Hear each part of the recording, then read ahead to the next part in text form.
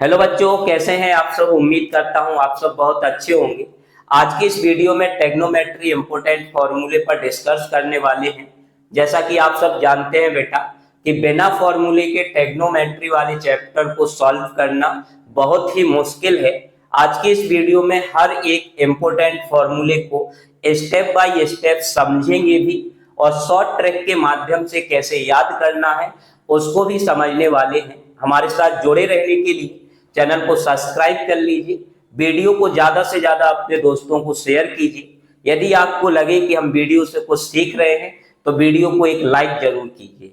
तो आइए आज की इस वीडियो को स्टार्ट करते हैं और एक एक फॉर्मूले को स्टेप बाय स्टेप समझते हैं। सबसे पहले बेटा मान लीजिए कि हमारे पास एक समकोण त्रिभुज है, और हम सब लोग जानते हैं कि समकोण त्रिभुज का एक कोण बेटा 90 डिग्री होता है और बाकी के दो कोण जो है वो न्यून कोण होते हैं।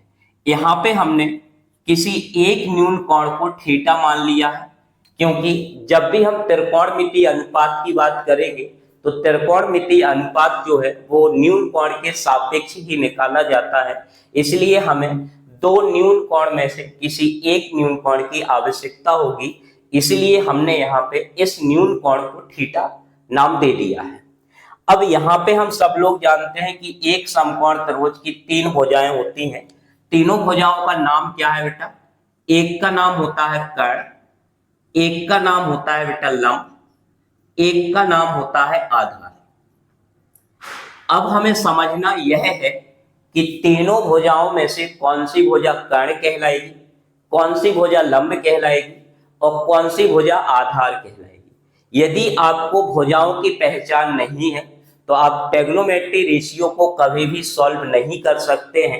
यदि आपको ट्रिग्नोमेट्री रेशियो को सॉल्व करना है तो आपको भुजाओं की पहचान होनी चाहिए कि कौन सी भुजा हमारी कर्ण कहलाएगी, कौन सी भुजा हमारी लंब कहलाएगी और कौन सी भुजा हमारी आधार कहलाएगी।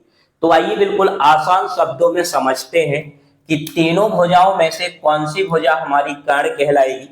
तो 90 डिग्री के सामने की जो भुजा होती है उसको हम क्या कहते हैं बेटा? कर्ण कहते हैं। न्यून कोण की जो सम्मुख भुजा होती है, मतलब सामने वाली भुजा होती है, उसको हम क्या कहते हैं? लंब कहते हैं। और बची हुई जो तीसरी भुजा होती है उसको क्या कहते हैं बेटा? आधार कहते हैं। तो यहां तक का कॉन्सेप्ट आपका क्लियर होगा। भुजाओं को कैसे पहचानना है यह भी आपका क्लियर होगा। यदि क्लियर है तो आप कमेंट बॉक्स में कमेंट जरूर करें। इसके बाद का जो अगला कॉन्सेप्ट है वो है त्रिकोणमितीय अनुपात। क्या है बेटा? त्रिकोणमितीय अनुपात। त्रिकोणमितीय अनुपात होता क्या है बेटा? तो आप देख सकते हैं हमारे पास तीन भुजाएं हैं समकोण त्रिभुज की। इन तीन भुजाओं में से किन्हीं भी दो भुजाओं के अनुपात को त्रिकोणमितीय अनुपात कहते हैं, और तीन भुजाओं में से दो भुजाओं को लेके हम इनके अनुपात को छह प्रकार से लिख सकते हैं, और उन सभी का अलग अलग नाम दिया गया है।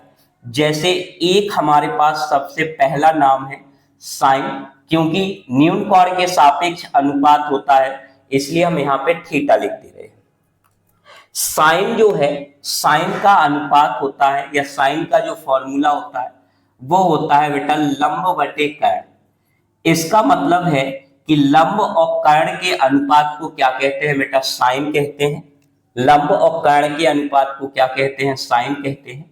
इसके बाद दूसरा अनुपात है कॉस थीटा। कॉस थीटा का जो फॉर्मूला होता है वो होता है बेटा आधार बटे कर्ण। क्या होता है? आधार बटे कर्ण। आधार और कर्ण के अनुपात को क्या कहते हैं बेटा? कॉस थीटा कहते हैं। इसके बाद जो हमारा तीसरा है वो है बेटा टेन थीटा, और टेन थीटा का जो फॉर्मूला होता है वो होता है बेटा लंब बटे आधार। क्या होता है बेटा? लंब बटे आधार। अब यदि हम इनको पलटा दें, यानी कि अगर हम कर्ण बटे लंब लिखें तो कर्ण बटे लंब को बोलते हैं बेटा कौशिक। क्या बोलते हैं? कौशिक थीटा। यदि हम कॉस को पलटा दें, कर्ण बटे आधार लिखें तो इसको कहेंगे बेटा सेक थीटा। क्या कहेंगे? Sec theta. यदि हम आधार बटे लंब लिखें, मतलब अगर tan को पलटा दें तो इसको कहेंगे कॉट थीटा। तो यहां तक का आपका क्लियर होगा। इनको ट्रिग्नोमेट्री रेशियो या त्रिकोणमितीय अनुपात कहते हैं। टोटल 6 त्रिकोणमितीय अनुपात होते हैं।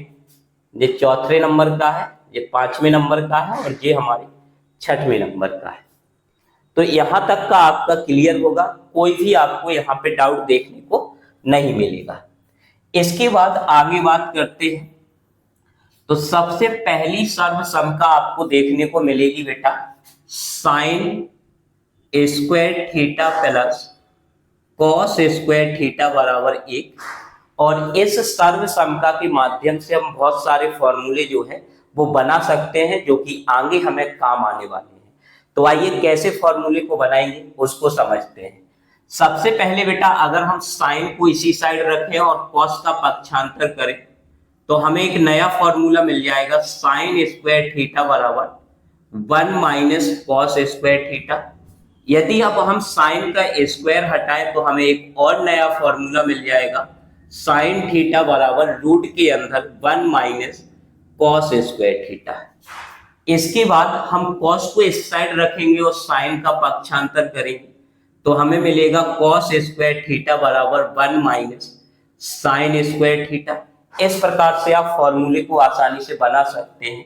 इसके बाद अगर हम स्क्वायर हटाएंगे तो हमें एक और नया फॉर्मूला मिलेगा कॉस थीटा बराबर रूट के अंदर 1 माइनस साइन स्क्वायर थीटा। तो यहां तक का आपका क्लियर है? एक बार आप कमेंट बॉक्स में जरूर बता दीजिए। उम्मीद है कि यहां तक आपका जो है वो क्लियर होगा। इसके बाद जो हमारे पास अगली सर्वसमता है, काफी इंपॉर्टेंट है। वो क्या होती है? वो है बेटा 1 plus ten square theta. 1 plus ten square theta बराबर सेक स्क्वायर थीटा। यहां से भी हम बहुत सारे फॉर्मूले बना सकते हैं। कैसे फॉर्मूले बनेंगे उस चीज को जरूर याद रखिए। सबसे पहले बेटा अगर हम इसका स्क्वायर हटाएं तो हमें एक नया फॉर्मूला मिलेगा 1 प्लस टेन स्क्वायर थीटा बराबर क्या हो जाएगा बेटा सेक थीटा। अगर हम 1 का पक्षांतर कर दे तो हमें मिलेगा टेन स्क्वायर थीटा बराबर सेक स्क्वायर थीटा माइनस 1। इसका स्क्वायर हटाएंगे तो टेन थीटा बराबर रूट के अंदर हो जाएगा बेटा सेक स्क्वायर थीटा माइनस 1। अब अगर हम टेन स्क्वायर थीटा का पक्षांतर करेंगे तो हमें मिलेगा 1 equal to sec square theta minus tan square theta.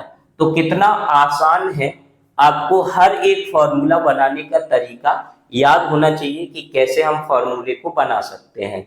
यदि आपने 2-3 बार इन फॉर्मूलों को बनाया तो आपको 100% फॉर्मूले याद हो जाएंगे, आपको रटने की जरूरत बिल्कुल भी नहीं पड़ेगी। इसके बाद जो हमारा तीसरा इंपोर्टेंट सर्वसमता होती है या आइडेंटिटी होती है, वो हमारी आइडेंटिटी क्या है और उसके माध्यम से कैसे कैसे फॉर्मूले जो है वो बन सकते हैं। तो वो है बेटा हमारी तीसरी identity cot square theta plus 1 equal to cosec square theta.